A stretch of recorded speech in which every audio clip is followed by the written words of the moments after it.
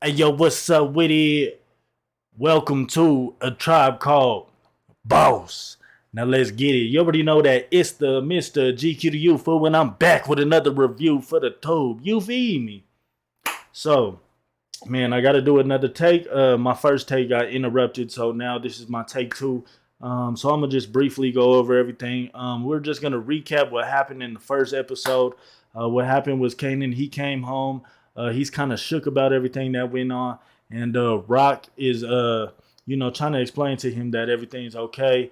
We've seen Detective Howard kind of wake up, and he's acting like he has memory loss. His cancer is gone because he had a transplant, blood diffusion or whatever from one of the people, one of the other detectives, another cop, basically. Um, what else happened? What else happened? We've seen that Rock introduced Kane into the whole operation that she got going on right now, and he's kind of amazed by everything. Just seeing how everything's working. Aside from that, what else happened? Unique ended up getting released, so we know that's going to be a problem eventually.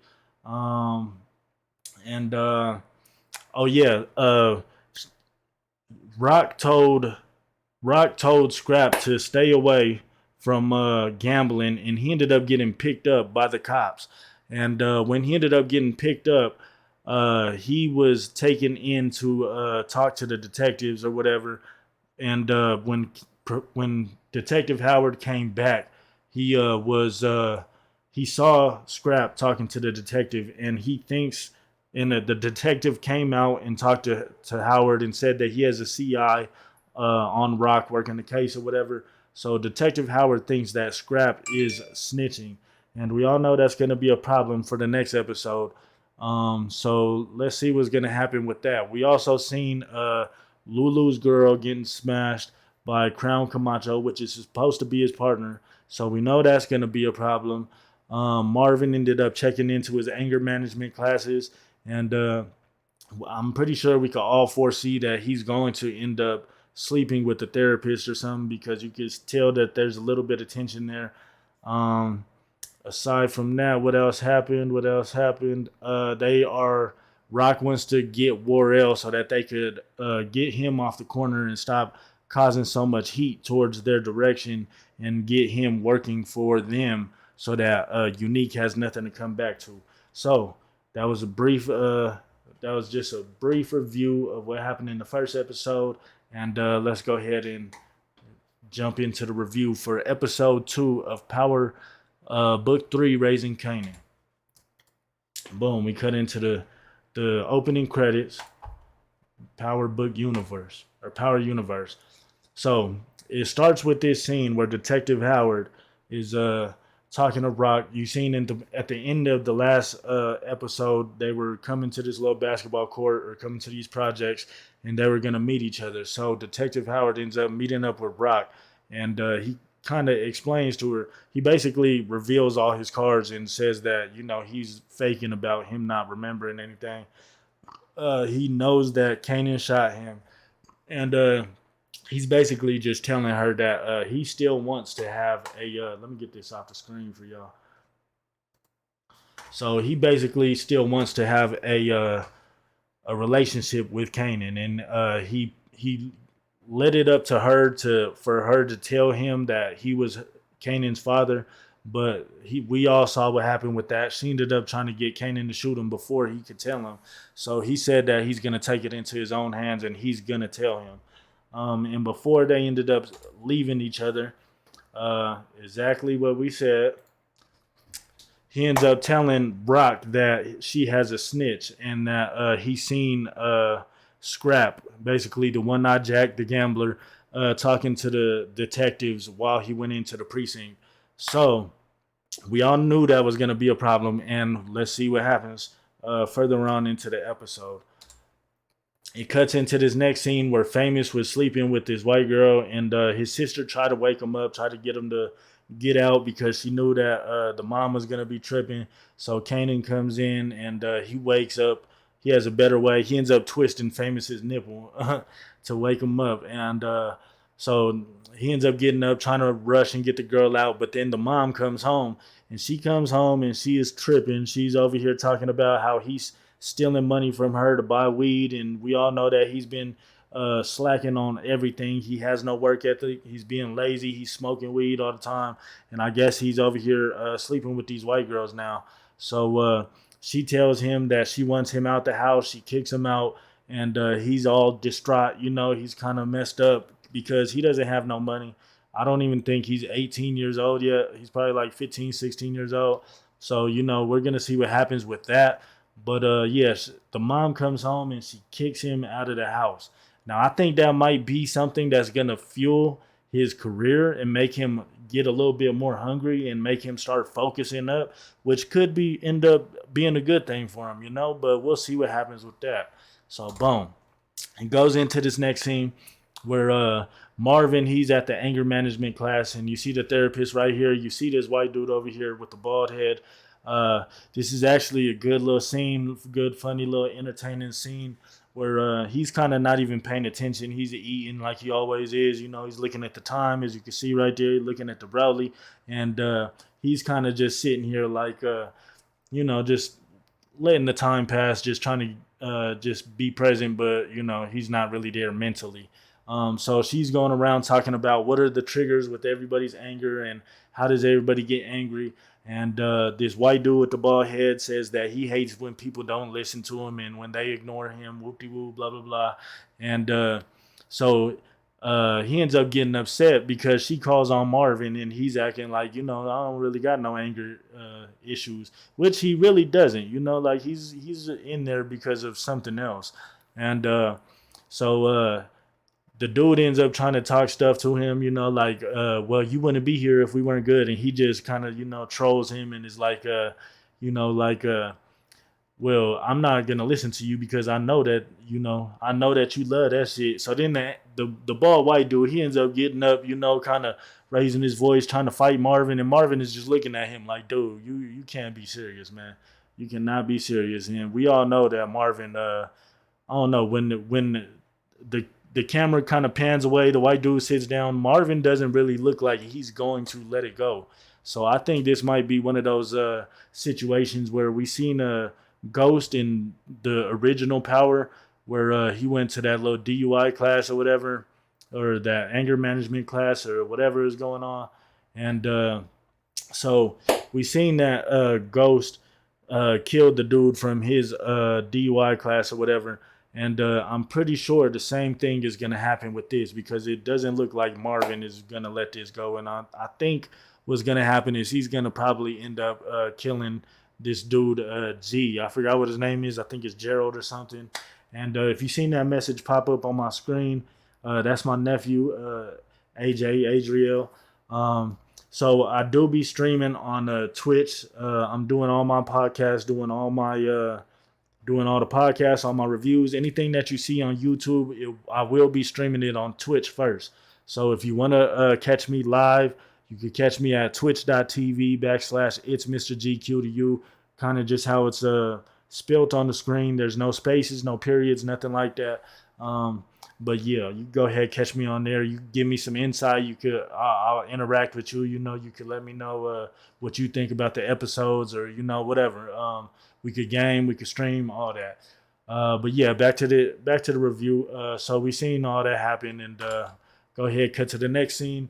We cut to the next scene where Jukebox, she's kind of getting interested in figuring out who her mother was. So she was asking Rock, does she remember anything about her mom? And man, if I do say so myself, Rock is looking good in that. She wearing some old red jeans or whatever, some tight jeans, and she got that black lace top or whatever. She is looking good. She is rocking that very well. You feel me? So, but anyways, Jukebox is over here asking Rock, like, do you remember my mom and what happened with her? And Rock is kind of just breaking it down to her, like, she just didn't think that she was responsible enough, to take care of you. So she left. And I think that's the story that's going around, is that she left. But word on the street, shout out to Lamont Tyson. I do watch Lamont Tyson. If you are into these book reviews or to these power reviews, I would suggest looking up Lamont Tyson and even Mark Dark TV. But we all see that Rock is a habitual liar. So we're gonna find out why the mom really left her in the first place, because I'm thinking that everybody's lying to her, and I think she's kind of under suspicion of that too. So she's trying to get to the bottom of it, and Rock is kind of just sitting there trying to comfort her like she always does. But we all know Rock is really good at kind of lying and playing her cards right, and kind of showing somebody what she has in the right hand, but hiding something behind her back. You did. So that does it for that scene. And in this scene, we seen that this white girl, the white girl's mom, Jukebox's girlfriend's mom, is sitting here. She's in full Karen mode. She's trying to blame the whole precinct about letting Jukebox go, because she is so convinced that Jukebox is the reason that her daughter died. She is not willing to accept that her daughter is, her and Jukebox had a little thing going on. You know what I'm saying? Um, so she's sitting here pointing the finger in full Karen mode, and she's talking to everybody, talking about Detective Burke needs to get fired because she let Jukebox go. And so this whole thing is going on, and the lieutenant at the front, the captain, he's kind of mad that at Detective Burke for even getting involved in this whole situation. But we all know Detective Burke has a soft spot for Jukebox for some reason, and we're gonna watch that storyline kind of unfurl as we go on with this. But yeah, so this girl, she is not letting it go. This Karen, she's not letting it go, and she might end up being a problem later on down the road. But we'll see what happens with that. So boom, like I said, Rock, man, she over here rocking these. I don't know what that is. Those are leggings or something. Man, she looking good. She wearing that shit well. But so they come back to the trap, and I don't know why they got these pictures in the background. Those are looking kind of crooked. They must have been having the one-eyed Jack hanging those up. You know what I'm saying? So, anyways, they're discussing about she brought it to their attention that somebody told her that Scrap was snitching, and they're all in disbelief. And I don't even think Rock believes it. But once you get word that somebody is snitching on you, and you got a whole operation going on, something has to get done. You have to get to the bottom of it. So they're just talking about how they need to check it out, and Marvin says he'll check it out. And you see Marvin over there eating some M&Ms or something. Marvin always got something in his hand. He's always eating. So yeah, they just having a discussion about it, and what they're doing is they're planning on having War Real come to the meeting. They said that they want to sit down and discuss something with him. And what they're trying to do is they're trying to bring him into the operation so that they could take Unique's right hand man away from him. That's going to weaken him, and they're going to get another team player. So he's just coming in. He's kind of spooked, He's sitting there talking about, my mama knows that. I told my mama I was coming over here, so if I don't show up, she's gonna know something happened to me. So he's all scared. And they're just like, man, sit down. We're trying to give you a position. He's like, why do you want me to work with y'all now? You know what I mean? Because we got bad blood between us. And they're basically just telling him that, you know, uh, we need you off of the corners because it's bringing heat, it's bringing attention to what we got going on here. And, Unique, he's not going to be able to do nothing for you because he's going to be hot right now. So he's not going to be able to get no work from Dean. Nobody's going to want to work with him. He's going to be under heavy provision from the police department. So why don't you go ahead and, just come and join us? And they kind of agree to it. And what he's going to do, he's going to end up working with Lou. He's going to be right under Lou, working those new projects in the 40s or whatever that's called. And so they kind of come to an agreement right there. Um, right here, we see in this scene, we saw Kanan and Famous. They're over here trying to pick up all his mixtapes so that they could go sell it. Because he knows he needs some money. He doesn't have any money, and he don't know what he's gonna do. Because right now he doesn't have a home. And Lulu, he ends up coming back to the studio, and he catches them, and he's like, "What are y'all doing?" And basically, they tell him that they're just gonna try to sell everything, and they tell him, we're gonna give you a percent, we're gonna give you your cut. And Lulu was like, man, I don't even want it. You can have it. I already wrote that shit off, whatever. And he kind of brings Famous to the side and he tells him like, I need you to, I'll put you back in the studio, like get your mind right, get back hungry, stay focused, stay off the weeds. You know what I'm saying? Shout out to Stephen A. Smith. Stay off the weeds and kind of just get back in this, get back to writing. You know what I mean? And if you come up with some good stuff, I'll put you back in the studio. So that's gonna kind of fuel his hunger a little bit more. And I don't know. Hopefully that'll be something good. I have a bad feeling though that something might happen to Famous before he ends up popping off. Maybe he gets one more song, especially now that he's homeless. I have a bad feeling that something's gonna happen to him. But for now, at least it does ignite some fire back into him. So, boom, we cut into this next scene where Rock goes back to the bodega and she's looking at her stash and it's getting eaten up by rats. So she has a whole bunch of money that's in there and it's just getting torn up and getting eaten up by rats. And Juliana is over here. She's talking to her like, why do you just let your money sit here? Like, why are you just like letting it getting eaten up? And she's just talking like, you sit here and save your money and you just let it get eaten up by rats. And when I get money, I save my money to buy a home. And I think Rock, she kind of takes Juliana. She likes Juliana for some reason.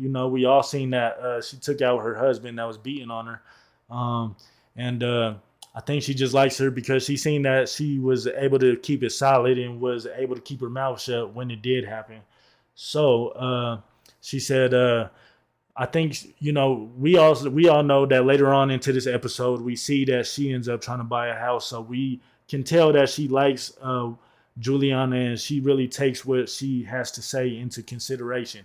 Now, when Rock leaves this scene, we see Unique's girl out here in the bodega walking in, and she looks shook. She sees Rock, and if you look at these two, boom, boom, you can tell they kind of eye each other down, and she looks scared, like she looks petrified.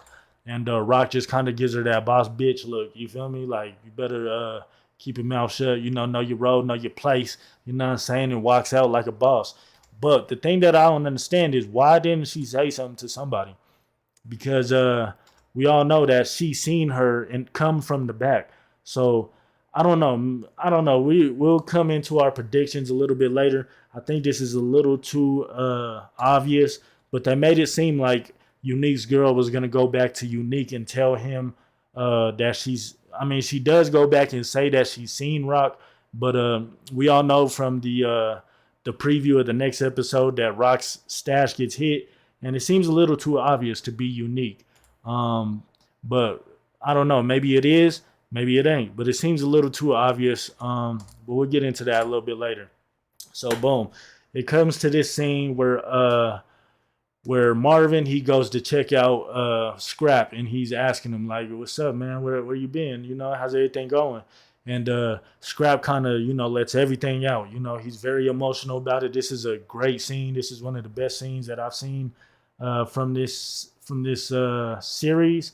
And he was kind of emotional, talking about like, y'all over here working with the enemy. If y'all don't remember, Worrell is the reason why he lost his eye. Worrell shot him in the eye, left him stranded outside of Rock's house, kind of to die. You feel me? And luckily they was able to save him, and he just ended up losing the eye. But he had a whole emotional rant about like how it's fucked up.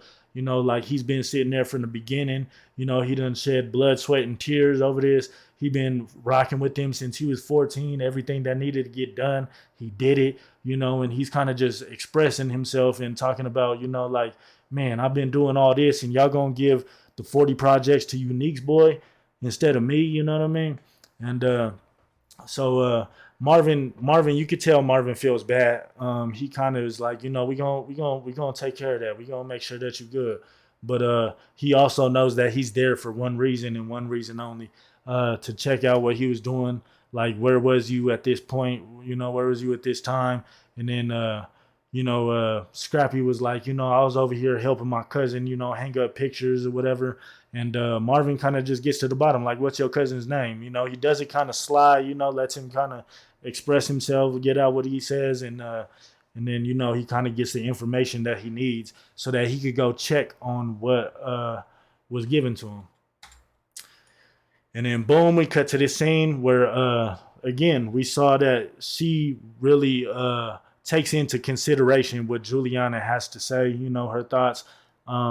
So she's over here looking for a home, looking to buy a house, and this white girl over here is trying to play her, like trying to put her like in a nice spot. In when it first came on, it said a 4-story home, 3-bathroom, but it was in the ghetto, and she's kind of just like, well, I want a better spot in a nicer area, and the girl's trying to play her, like, well, those are a lot more pricier, and you need credit, you need bank statements, blah blah blah, and she was just like, I'm paying cash, woo I could get whatever I need. You just make sure that you find me a spot. You know how it is, like when you try to even go to a bank and they see you look a certain type of way and they're just like, they're trying to play you, trying to act like you don't belong there type stuff. But yeah, so we just see that she's trying to buy a house right here, and and then she ends up walking out. So right here we see Marvin is over there at his cousin at Scrappy's cousin's house. This was his alibi. He's checking Scrap's alibi, and so what he's figuring out is that Scrap was lying, because Scrap was talking about he was helping her hang up some posters, hang up some pictures or whatever, and so when Marvin goes to check on that, cousin Ebony was over there talking about the last thing I put on my wall was a Thriller poster, and that was back in 1987 or something like that. So Marvin, is kind of disappointed when he walks away, because it's like, damn, like, Scrap lied. And if you don't remember, I think what he lied about, the reason why he lied was because Rock told him to stop gambling, and he got caught up gambling. So I think he was trying to cover up that he was gambling. He didn't want them to be mad, which ends up being a fatal lie. That it really ends up costing him his life, which is sad to say. Because he was one of my favorite characters. But he did lie, and it does kind of make it seem a little fishy. But yeah. So boom, we get introduced to this next guy in the studio where Crown Camacho and Lulu, they sitting there talking, and they're talking about Crown Camacho. He's kind of hating on the girl. He's talking about, man, I don't see the talent, and all. I'm not really buying into this. And Lulu is sitting there like, what the fuck? Like, I'm the one that's putting in all the money, so my voice is a little bit louder. My voice is the one that matters most. And then boom, we see Cartier Duns for Reed coming in, and he's this big shot, hot shot, big fella, at the top of the food chain. They said he's in the importer exporter business, and I guess he got a little music group going on, music label or whatever going on too, and so they end up working with each other. And he says that they end up coming to a deal where they're gonna do one single, and so they're gonna do one single and see how that goes. And I'm pretty sure this guy right here, he looks like Bad News. I mean, look at him. He looks like a Suge Knight almost. You know what I mean? So I think he's gonna be Bad News. I think he's gonna. I think he's part of the drug game too. And I don't know. I just like when you come in looking like this, you know what I mean, and you get a whole introduction like this, you do not. He's not gonna play a small part. So we'll see what he ends up being in the long run. But for now, this is all we got from him. They signed a little single deal, and that's that. Right here, you see Kanan and Famous. They out here trying to sell these mixtapes, and Kanan is over here like trying to get this girl to buy the mixtape, and he like, he's trying to sell Famous pretty much. Like, damn, he the next LL right here for real. You know what I mean? And the girl's like, nah, I'm good. I don't want it. And I don't know if you ever, if any of y'all have ever tried to, make music and sell mixtapes hand by hand. I know right now we're in the internet age where you don't even have to do that. But this is when artists had heart. You know what I mean? This is when it took time to be an artist because this was a struggle. I remember our first mixtapes, for round three, PDP, Patience Devours Power. We were selling our first mixtapes for $5 a pop, and we actually got them off pretty easy. But we was also in high school, so everybody was kind of anticipating it. We had the whole mixtape cover and everything, but it's not easy. You know what I mean? So he's over here talking about, man, I'll give you 2 for 1, I'll give you 3 for 1, and Famous is like, what the fuck? You know what I mean? He was like, and Kanan was just like, man, don't nobody want this shit. So then these cops end up coming over and they're talking about they dump all the tapes out of his backpack and they're like. Man, y'all are supposed to have a permit if y'all are selling anything. But then they make a little joke and it's like, well, since you guys aren't selling anything, I guess we don't have a problem here. So yeah, they kind of just looking like they're assed out right now and they don't know what to do.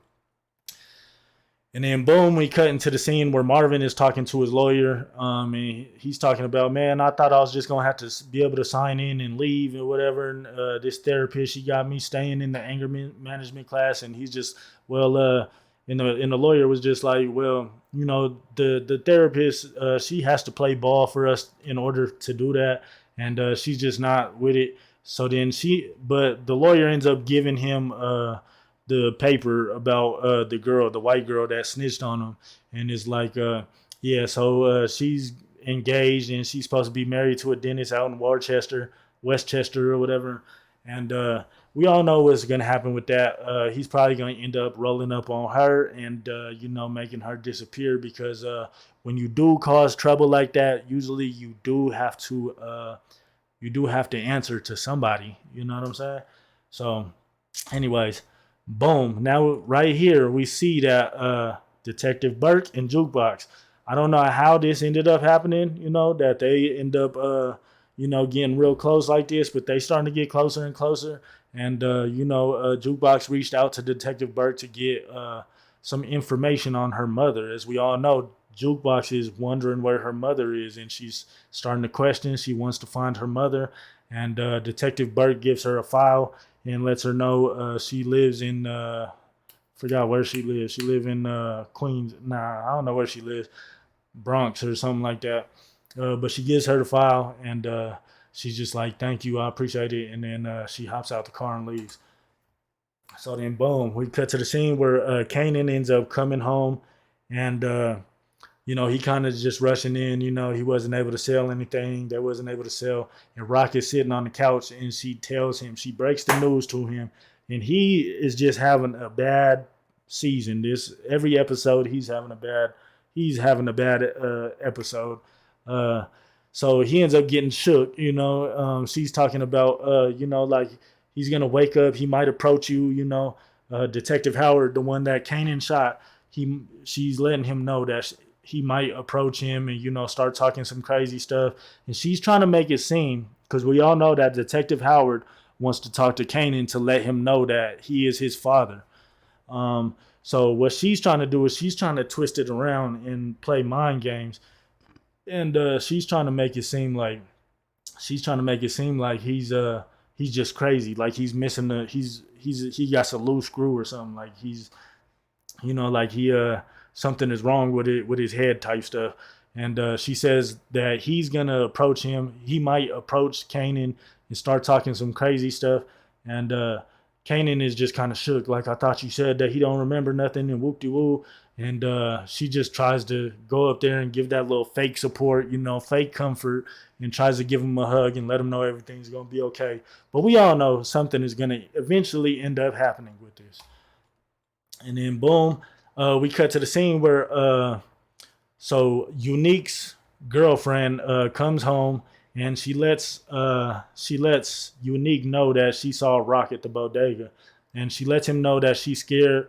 And Unique tries to calm her down and was like, "Ain't nothing gonna happen to us." And what's crazy is it just, for some reason, every time they do one of these, I don't know what it's called. What's it called? But it's like a clue. You know what I mean? So this is like a clue. So it says Rock ain't gonna do nothing to us, all right? But it's focusing on the child for a reason. Now, word on the streets, word on these Power Book 3 Raising Kanan streets. is that something might end up happening to the baby. I don't know what the baby's name is. I think Jerome or something like that. But I think something might end up happening. They might end up kidnapping the baby. But we'll see what happens with that. Um, so boom, cuts into the next scene where they're at the little breakfast inn or whatever. They come to this a lot to talk their business. And Didi, what's up? What's happening, Didi? I'm doing this little review. So yeah, they over here eating breakfast and they talking about what happened with Scrap and if they think that his story checks out. And Marvin is just basically saying that yeah, his story didn't check out. So I'm not sure if he snitched or not, but uh, his story definitely didn't check out. He definitely lied about that. And Lulu is just, he's kind of backpedaling. He doesn't want to do it. He definitely doesn't believe that Scrap is a snitch, and none of them really do. That's why they're even taking all these extra steps to confirm it. But I don't know. So Lulu is sitting here like if we ain't sure, we don't move on him. But Rock is like, something needs to be done because his story didn't check out, and she already has inside information that he is talking to the detectives. Um, so boom, we cut into this next scene where Unique he tries to go talk to Dean to re up on some drugs. He tries to get some work. He tries to kind of just get back on the streets. And Dean lets him know like I can't mess with you right now. I cannot talk to you. I cannot supply you right now because you are hot.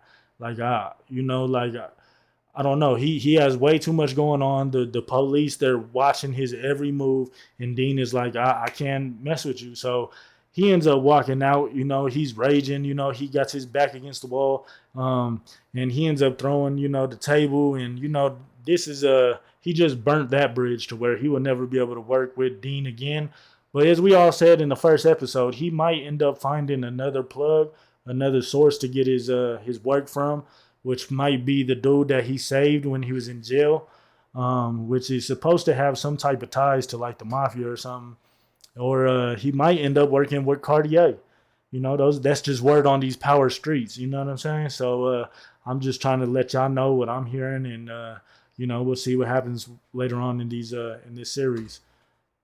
Right here, we see that Lulu is over here talking to Jessica, and they were trying to have an intimate moment, but the moment kind of gets ruined, and Jessica kind of gets up and is just like I'm moving, and I just wanted to let you know, and whoop de woo, and Lulu is sitting there like she tells him that she's moving to L.A., and Lulu's just sitting there like, what the fuck, L.A., and she told him that Crown got her a job working somewhere in LA. So then Lulu's sitting there like, LA, Crown, what the fuck you talking about? And I think right here he's putting two and two together that she's been sleeping with Crown. And we all know that might end up leading to some trouble. Um, because Crown is his partner. And if he finds out, I'm not sure if he's going to take that to heart. He might just be like, whatever, she was a thought anyway. But he also might end up, making a move on Crown. Um, but I guess we'll see what happens with that. But you could tell he's upset. He tells her get the fuck out the studio, and that's pretty much that for their relationship. Right here, it ends up cutting to. We all know when the jukebox is, trying to make when she's scoping out the scene, she's gonna scope out everything a couple of times before she ends up making a move. But we all know that she wants to reconnect with her mother, so she ends up going to her address and kind of sitting outside. She wants to see her. This is the first time that Jukebox has seen her mom since she was a baby. The only thing that she remembers of her mom is when that little picture that they got. So this is her first time. She doesn't say anything, but she does see her walk out. And if you cannot tell, her mother is Latoya Luckett. We all know that Jukebox has a beautiful voice. She can definitely sing. She is very artistic. And everybody is saying that she got her talent from her mother. She got her gifts passed down genetically from her mother. So her mother is Latoya Luckett. We'll see what happens with that. We'll see if we get some scenes with Latoya kind of singing. We still don't know what's going to happen with this whole little storyline right here, but I'm definitely interested in seeing what happens. Uh, Boom, we see that Unique he ends up going back to his tailor shop, and everything is broken into, everything is messed up, everything's kind of stolen, laying all over the place, and he's just at rock bottom. He ends up sitting down in one of the broken chairs and kind of putting his head down, hand to fist or whatever, and is just sitting there, and then Warrell ends up coming in like, damn, like, what's up? And like, Warrell is just trying to sit there and tell him, like, I need you back on my team, like, I need you here with me, like, we need to get the boys back together, we need to get the squad back. And Warrell just breaks it down to him like, I'm on to other things now, like, I can't mess with you, like, you too hot, you ain't got nothing coming, I gotta feed my family, whatever. And this fool Unique ends up getting straight up in his face. This is one of the coldest speeches I've seen in this whole Power series too. So Power Unique ends up getting up in his face, letting him know that you ain't about to just run me off this block. And so we all know that Unique is not gonna let this go. Now, how this ends up happening, we don't know, but I'm pretty sure Warrell is gonna end up getting cut from the whole Power universe pretty soon, because the way he went about this, I don't think Unique was very fond of that, and Unique is not going to let this go. He will remember this, and I'm sure that Warrell's time is going to be coming to a close very, very soon. So then, boom, it cuts into the tragic scene where Scrap, man, you could tell Marvin right here. You could tell Marvin. You could tell Lulu, man. They're just sick to their stomach about this. But Scrap's story did not check out, and we all know what that means. If somebody is detected, if somebody is said that they are snitching, they're talking to the police, eventually you're going to have to take them out, because you do not want them bringing the whole operation down. You do not want them bringing the whole team down. You do not want no RICO charges getting out. So it cuts to this scene where they're taking him to the 40s. They're kind of they're lying to him, like, they're telling him that this is your new spot. We're gonna put you over here, and they're driving him to those projects. And so he's sitting there like, I knew y'all was gonna come around, like, I knew y'all value me, like, I knew all, y'all was gonna come around, whatever, whoop-de-woo, do us right. So he's all super happy, man. And we know Rock, like, if you're a person that she loves, she's gonna make you have the best night of your life, and she's gonna take you out while you're on a high, pretty much. So they're over here driving him to the projects, and he's super excited. They get out the car. You could tell they're all lackadaisical. They don't want to do it. They're not trying to walk up there.